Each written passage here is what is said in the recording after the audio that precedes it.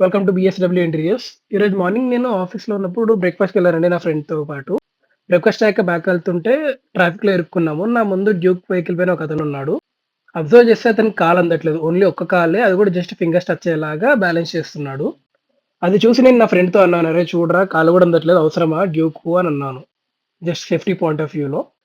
దానికి నా ఫ్రెండ్ గాడు నాకు పంచ్ చేసాడు. ఏమన్నాడంటే, "అచ్చా! బస్ నడిపేవాడు బస్ అంతుంటాడా? ఫ్లైట్ నడిపేవాడు పైలట్ ఫ్లైట్ అంతుంటాడా?" అన్నాడు.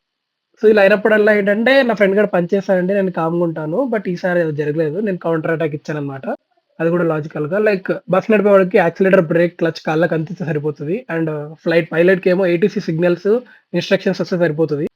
అదే వీడికేముందిరా ఎవరన్నా తెలియక గుద్దడానికొచ్చారనుకో, కంట్రోల్ చేసుకోవాలనుకున్నాడు సగం గుద్దినా కూడా కింద పడతారు కాళ్ళందక. అవసరమా అన్నాను నేను. అంతే ఇంకా మా వాడు కామ్ అయిపోయాడు. లేకపోతే ప్రతి ఒక్కడు శ్రీరంగనెత్తులు చెప్తాడు వింటుంటే. అరే! మనం చెప్పిందే సేఫ్టీ గురించి. దాంట్లో వాడు మళ్ళీ నాకు కౌంటర్ ఏస్తే ఎలా అండి?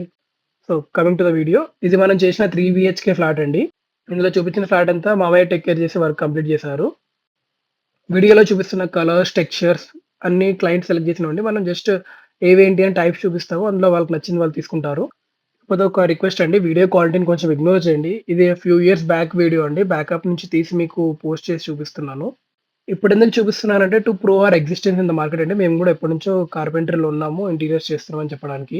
సింపుల్‌గా ప్రొఫైల్‌లో 20, 25 ఇయర్స్ అని పెట్టుకుంటే నమ్మరు గదా ఎవరండి. సో, వర్క్ చూపిస్తేనే నమ్ముతారు ఎవరైనా.